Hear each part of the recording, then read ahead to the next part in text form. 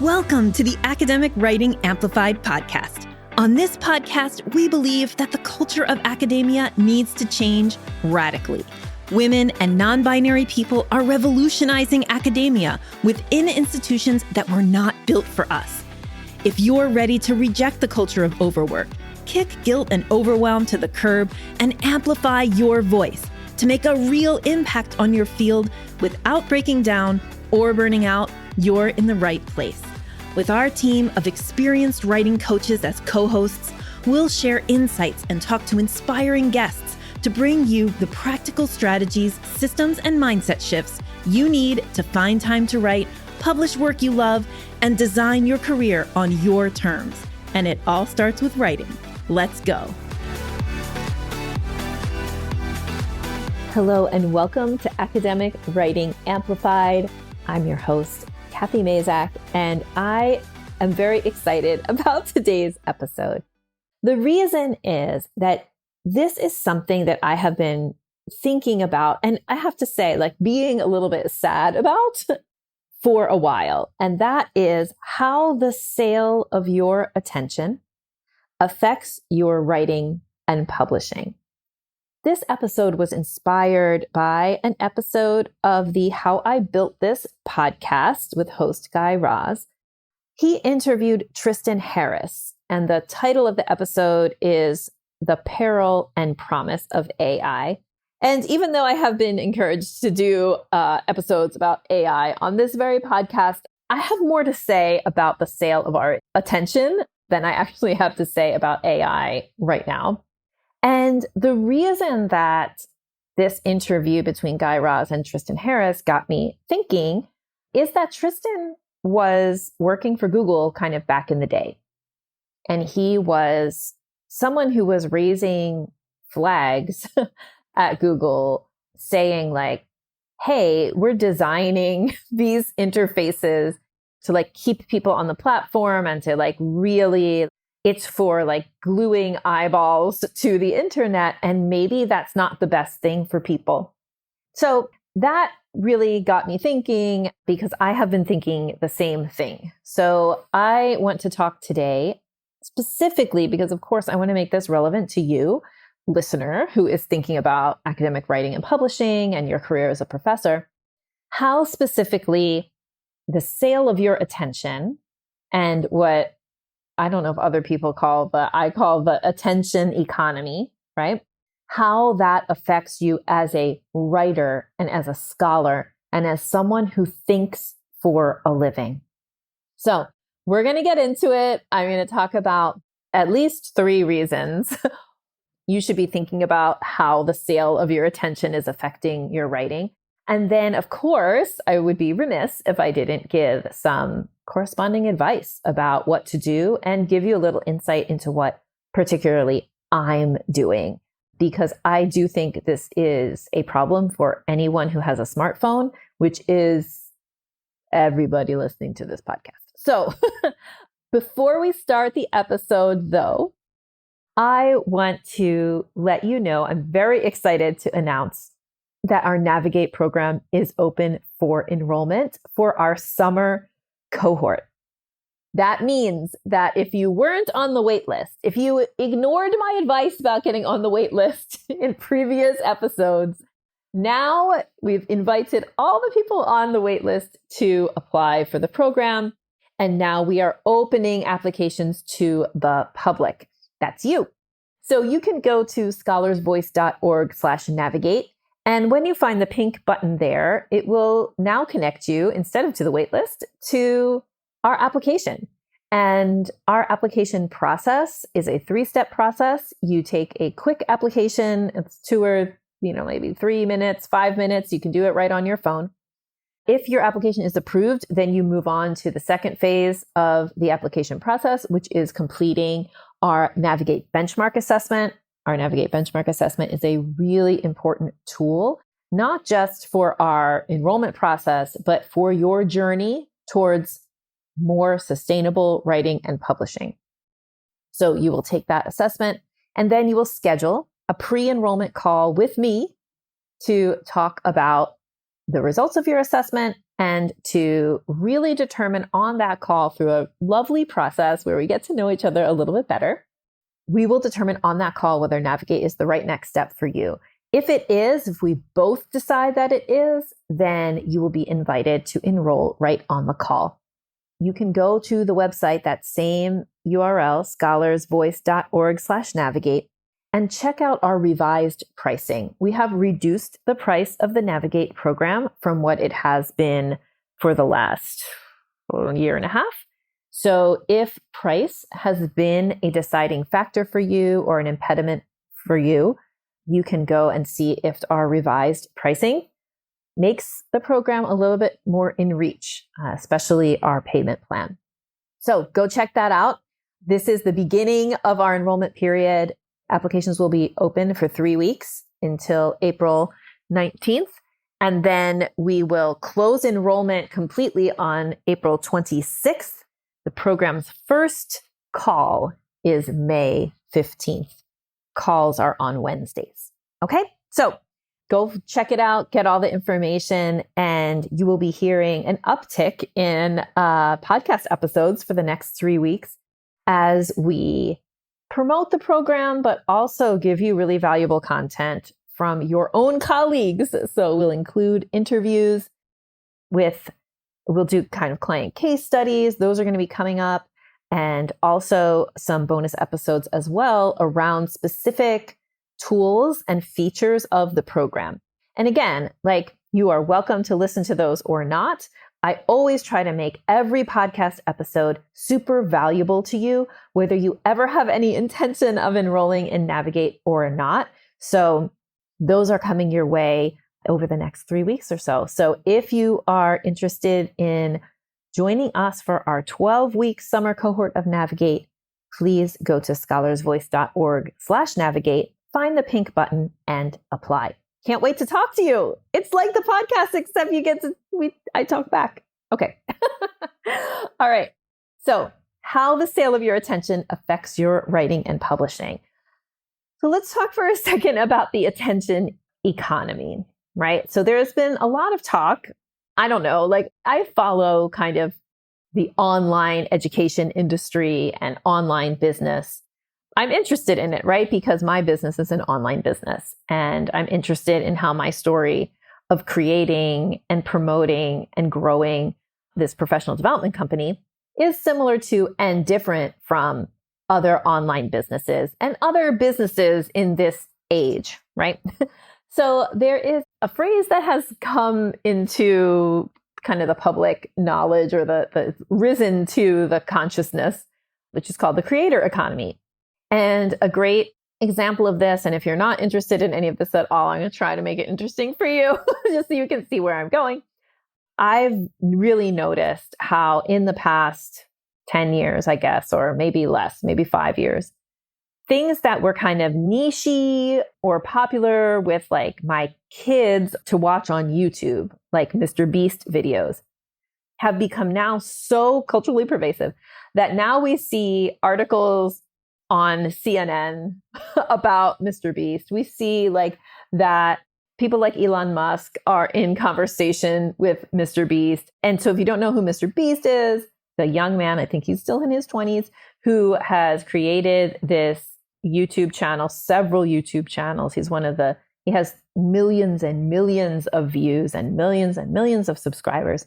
And he is kind of the golden child of YouTube, the example of the creator economy. And what the creator economy is somebody creates content that gets your attention, and then your attention can be sold as, in terms of like, you can make money from that attention because the creator promotes a product, for example, or because for people who have in the millions of views, because YouTube ads are run during their content and then they make a cut of those ads. Only people who have millions of views actually make any ad money from YouTube itself. Most people are doing other kinds of monetization strategies. But the key here is attention, that a creator develops a platform, creates an audience, and then how they make that a career or how they make that into money is that they sell the attention that they have garnered. This is not to like put anybody who does this down at all. This is just facts about the world that we live in. So because everybody has a smartphone and because now so many people have access to streaming video 24/7, there is more access to our attention all the time, including when we are on the toilet, when we are sleeping. How many of you listen to something or watch something to fall asleep so that the videos are playing in your sleep? Again, it's like, this is not judging. This is just like literal facts. It's a kind of so common that it's memed at this point that teenagers like have TikTok in one hand, scrolling TikTok in one hand, taking out the trash with the other hand, or doing whatever they do. They're always online watching something and trying to also live their life like with their other non-dominant hand or like whatever. So the root of this, or like the interesting thing about this, or the maybe upsetting thing as well, and this is where that how I built this interview between his Guy Raz and Tristan Harris came in, is that, as Tristan was kind of explaining, like this is something where there used to be a limit to how often we could be advertised to. So to date myself, I remember that I went to college in the mid 90s. I remember when I first saw like advertisements on the back of bathroom stall doors. And I remember for a hot minute, that was like controversial. Like, oh, even when we're in the bathroom now, we're going to get advertised too. And like, so naive we were.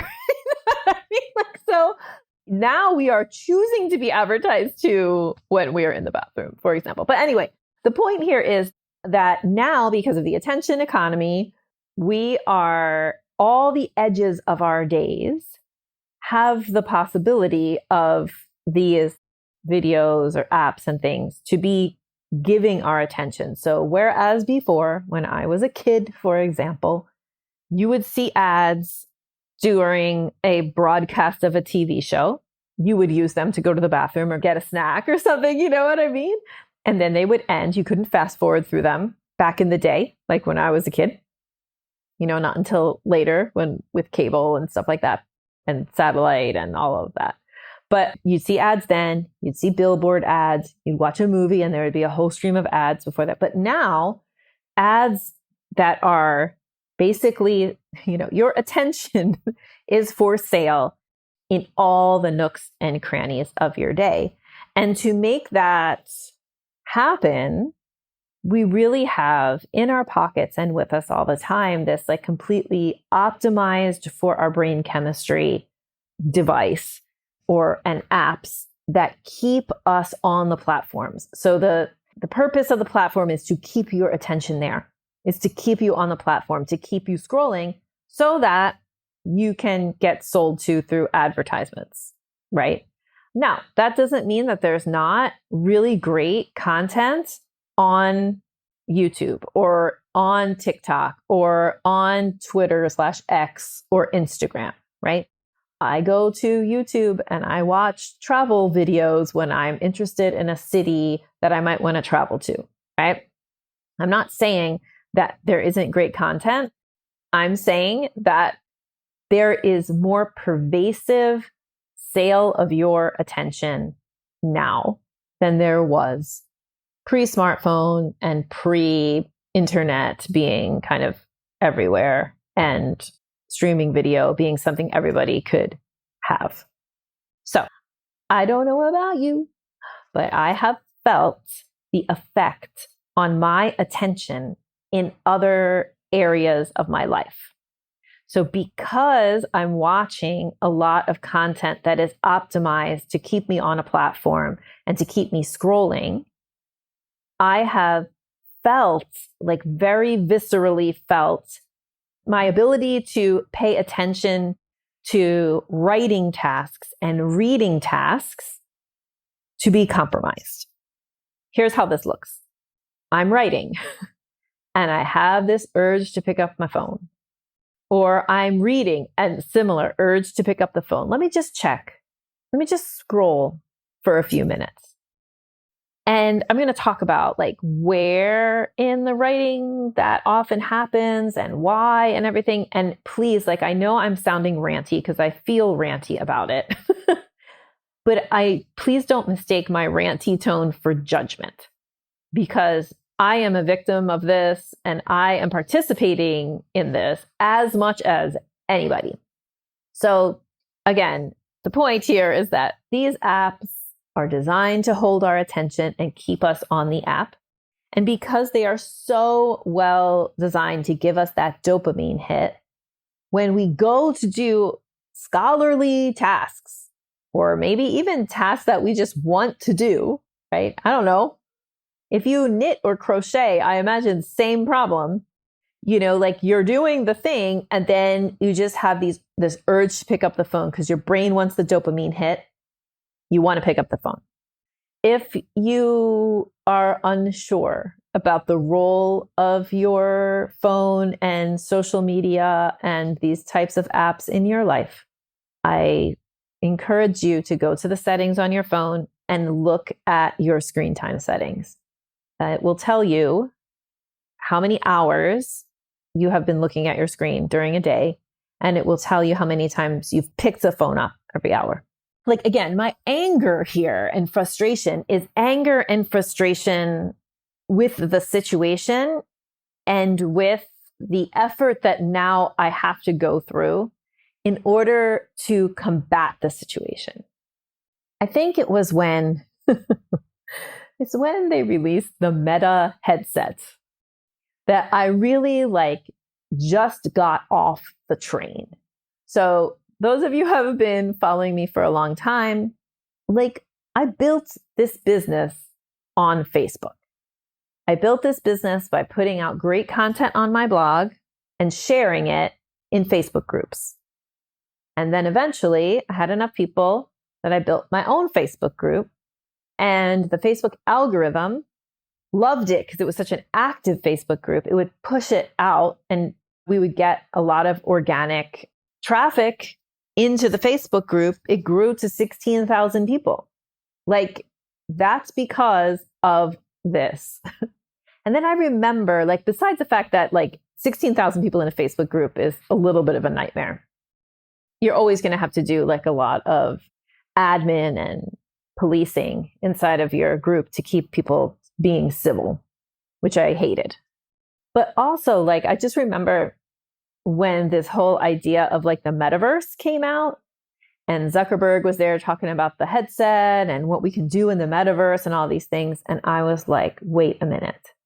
I'm spending so much time on really Facebook at that point. The year was probably 2021. So much time on Facebook. I'm trying to spend less time on Facebook, less time looking at a screen. And now you want me to strap a screen to my face and be in it all the time. It's not good enough that I carry the screen in my pocket with me everywhere I go. Now you want me to strap it to my face. And I was just like, no. And that really made me change the way that I did business. And it was the start of me just trying to change myself. Again, the reason here, what I want to keep getting back to is I am in the pursuit of a less digital life. I'm not a Luddite. I appreciate technology. And actually, I appreciate some of the advantages that the metaverse could give in very idealized situations. So I'm not against the metaverse. I'm just against it for me, as another way to sell my attention to people, companies. So I really have been in this pursuit of how can I change that search for dopamine that has become ingrained in me because I am living in a world with a cell phone, with a smartphone in my pocket. So I want to talk about at least 3 effects that this like sale of your attention economy has on your writing specifically. And then I'm going to tell you what I'm doing. It is absolutely your choice what to do, but I'm going to tell you what I'm doing to try to alter my brain chemistry back to where I could like read a book for hours and not grab the phone. So, thing 1, the effect of the attention economy or the sale of your attention on your writing and publishing. The first thing is obvious, right? It's a time suck. So if you do go into your phone and take a look at your average screen time over the past week or so, you might be surprised to see that you have spent 5 or 6 hours a day looking at your phone. Now, looking at your phone could be a lot of different things, right? Like you could have attended a Zoom class on your phone for an hour and that would be an hour, right? But you can look and see which apps you were on. And I mention this because I think everybody underestimates the amount of time that they spend scrolling on the smartphone. At the same time, everybody gives the main reason that they're not writing as I don't have time. And I don't want to tell you that you're wrong. And in fact, like I often say, like, you don't have time. Like you're overscheduled, you're overly busy, you're overburdened, you're squeezed. That is absolutely true. And the way to get time to write is all 100% about making decisions about your time. I know that you think it's about my job is forcing me to do all of these things and I'm scheduled up to my eyeballs and whatever. Yes. And you have agency in that situation. Perhaps not as much agency as you want to have, but you probably have more agency than you are drawing on or acting on to make better decisions. Or I don't even want to judge by saying better, to make decisions about your time that will lead to writing and publishing. So I am not saying, please hear this clearly, like I am not saying that your scrolling is the reason that you're not writing and publishing. Instead, I am making the argument that because our attention has been eroded and what our brain is like looking to do to fill in the edges of our time tends to then like overflow and take up more time than we intend, that it is worth it to try to think of ways to stop scrolling and to stop picking up the phone so many times, because it is affecting your ability to write and publish. It is affecting how your brain moves through the day. And it really is a time suck because that is the design. It is designed to keep you on the app. It is designed to keep you scrolling. So the fact that you scroll for an hour and then you're like, oh crap, where'd that hour go? It is by design. So just realizing that, and if you want to, if you choose to make other choices, they are available to you.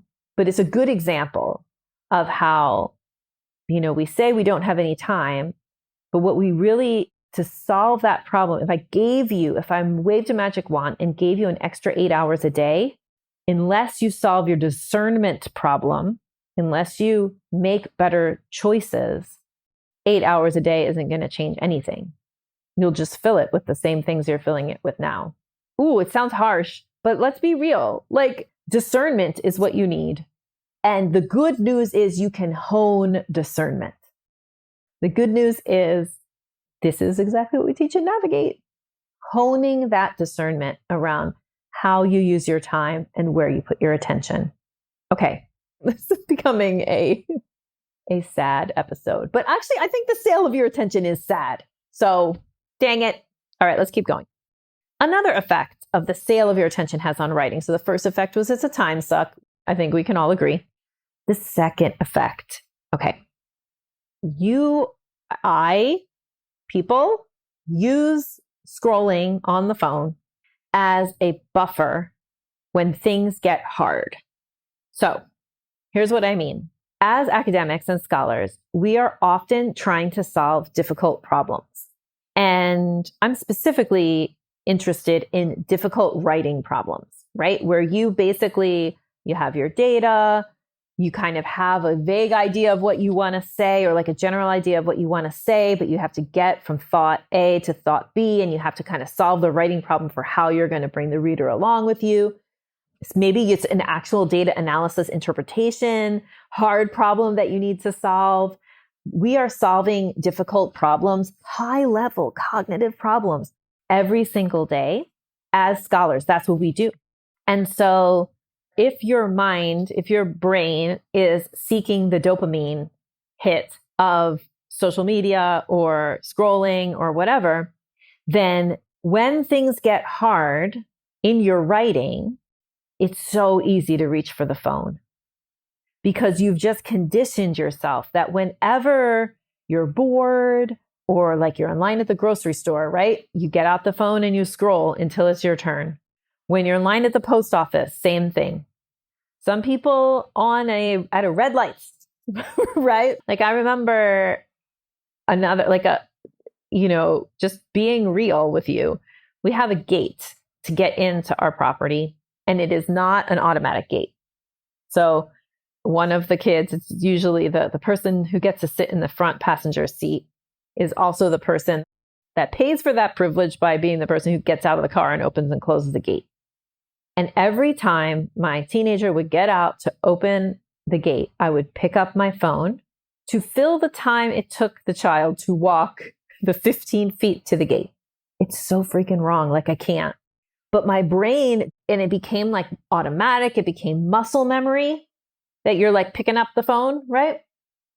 So when you're bored, it makes sense, right? Like when you're bored or it's like, oh, I have time to kill, I pick up the phone and scroll. But also because your brain just loves it. Those apps are just like so dopamine-y for your brain. Then also when you're trying to solve a hard problem, is so easy if you haven't like worked to break that habit to just pick up the phone and do what Brooke Castillo calls buffering, right? Which is like where you're avoiding discomfort. You're avoiding the fact that, wow, I haven't figured this out yet and I have to. You're avoiding doing like difficult or hard things. You're delaying it because you're trying to avoid the discomfort of doing the hard thing. And that is that happens, of course, when you're in the throes of trying to figure out complex problems, whether they are problems in terms of your data or your research or like writing problems, right? Like complex writing problems. So that sale of your attention, the attention economy, really makes it easy to buffer and do something else with your brain instead of or whenever the writing gets hard. We need to replace this with something else. So I'm going to get to recommendations in a second, but like walking is the best one, is one that works really well. Okay. The third effect that the sale of your attention has on your writing and publishing is that it fills in the time that your brain needs to be down, right? We need to be bored. We need to let your mind make the connections when you're not actively working on the problem. And if you don't have that downtime, if you're filling all your downtime with these scrolly dopamine hits, then your brain can't solve those problems or do that integration that it needs to do after you've read something hard or you've thought about a problem or you're like something you're trying to work out. So for me, for example, like I used to have the best ideas in the shower because during the shower, you're just in the shower. But then I started listening to something in the shower or like a podcast or have a video on. I'm not watching the video, but I'm listening to the video. And then I no longer got ideas in the shower. Like, this is a problem. You need to have shower ideas. Like you need to have time when your brain is not being entertained, when your attention is not for sale, the marketplace on your attention is shut down so that you can make those connections and come up with the thoughts and ideas that you need to come up with as a scholar. And that might be the worst.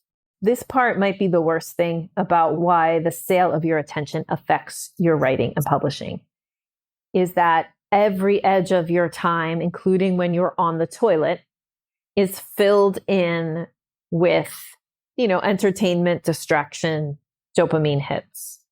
And your brain doesn't get to do that knitting together of thoughts that it needs to do in order to advance your scholarly work and make breakthroughs. So this is becoming a little bit of a sad episode, but let's turn it around. Let's be optimistic and happy, because that's me. That's what I like to be. So you can tell that I'm affected and angry about this, but I'm going to tell you what I've been doing. And there's lots of advice books out there. There's lots of things, like digital detox. Cal Newport has that book, Digital Minimalism, like all of that stuff. Like, yes, all of it. But I'm going to tell you specifically what I'm trying to do and how it's helping my writing and publishing. Okay. Because I am also having writing and publish. I want to write and publish as well.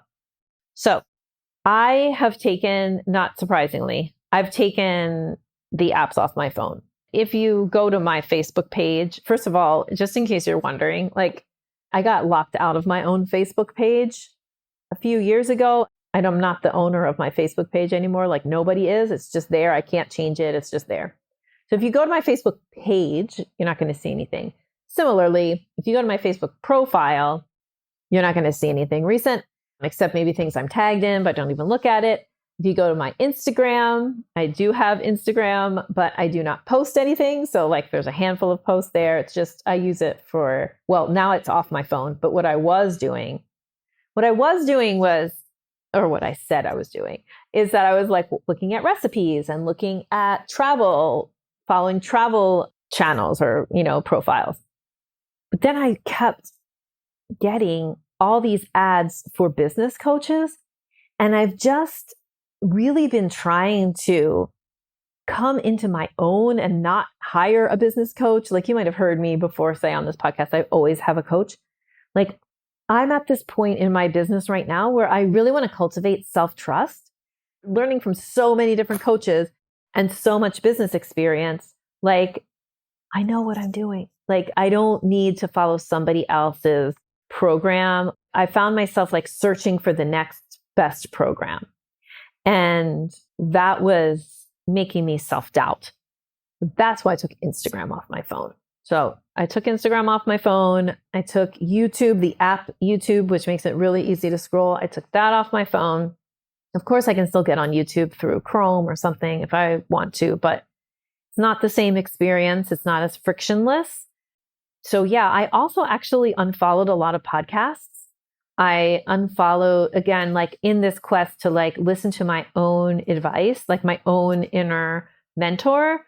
I took a lot of business podcasts out of my feed, and I really get so much inspiration from things like How I Built This. It's kind of a business podcast, but it isn't either. It isn't teaching you how to do business. It's just profiling different businesses. So I listen to a lot of economics podcasts.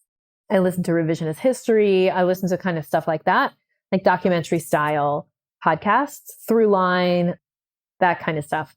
And that is really inspirational. And it, again, listening to an episode like that inspired this podcast. But I unfollowed a lot of business podcasts because of this particular moment that I'm in, where I'm trying to trust myself more.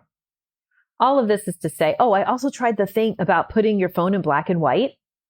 It is horrifying. Horrifying. So if you're a person who can see color and you're used to looking at your phone in color, it literally hurts your eyes to look at it in black and white. It makes you not want to look at it. So if you want something a little extreme, if you put your phone in black and white, that freaking works. There were things I need, then my husband would WhatsApp me and it would be painful to WhatsApp him back. And I was okay, well, maybe not, right? So This is just to say, like, these are things that I've tried. But the main thing that I'm doing is reading and just trying to switch my brain from a brain that likes scrolling and a brain that likes YouTube to a brain that likes reading and juicy books. So also, like, for me, this is what's working right now. Reading stuff that isn't hard, that's compelling, but not too difficult to read. So I'm reading a lot of romance, romantasy, straight up fantasy, that kind of stuff. Other things too, because I also love historical fiction. So like my favorite historical fiction writers, I read everything they put out. Like it's not just romantasy that I'm reading, but they're so freaking juicy and you're so like immersed in the world that instead of picking up the phone, I want to pick up the book. This has worked for me. So a combination of taking the apps off my phone, experimenting with the phone in black and white, and just always having a great book by my side has really, really helped. Also, I've been suffering from a bit of back pain and hip things, left hip pain that has made it so that I don't just get up and walk.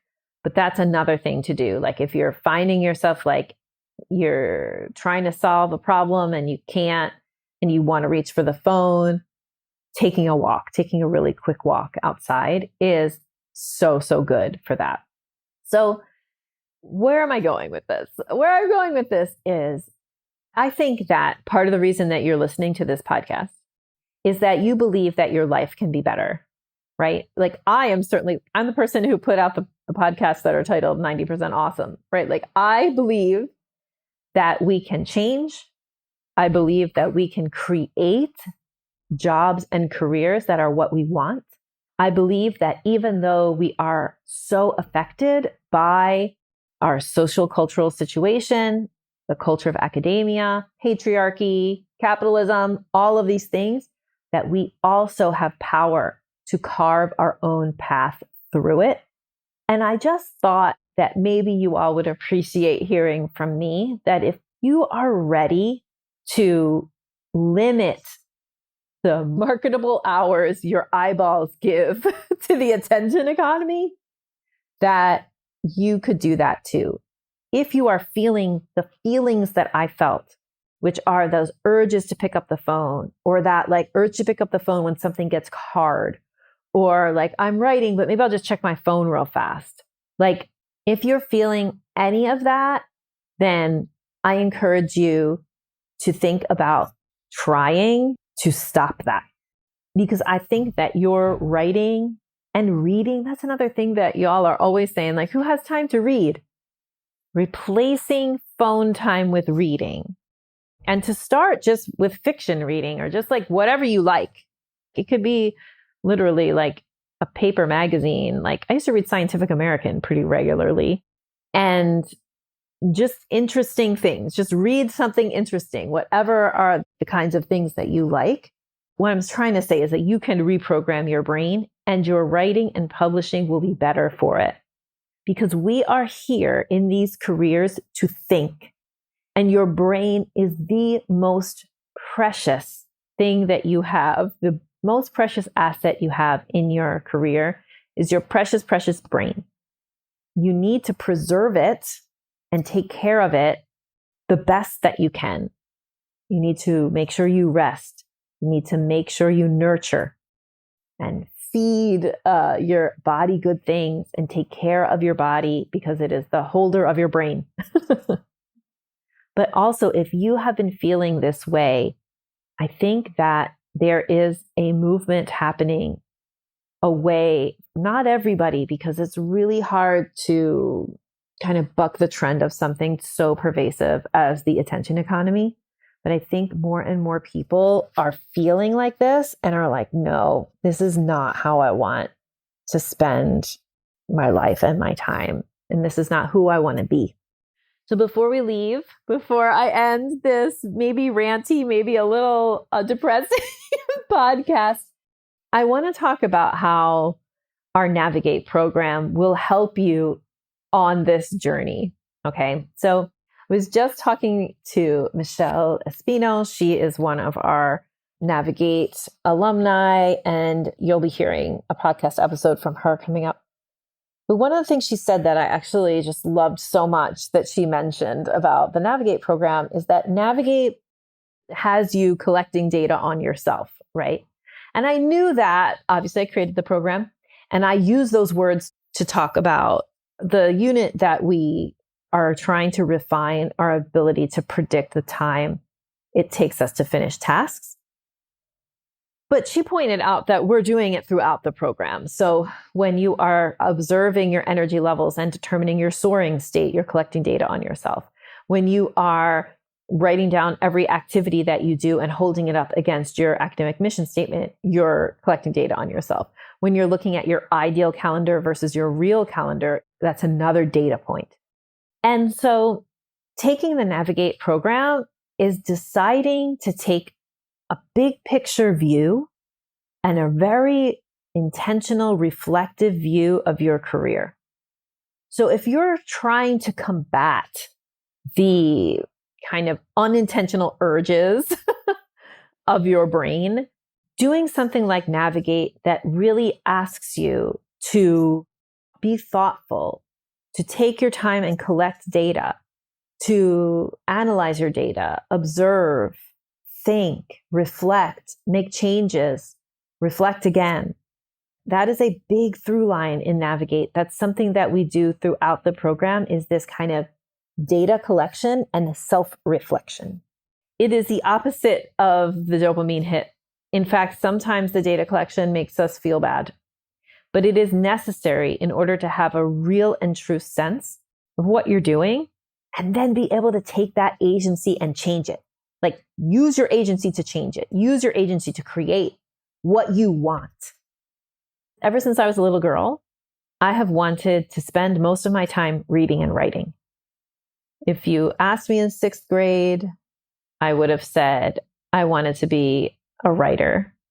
I think a little bit after that, I might have said I wanted to be a journalist, because it was like one of the only ways that I could see people like having a career that was about writing that wasn't a novelist, because I didn't have novelist ideas. I was an English major. I was a technical writer.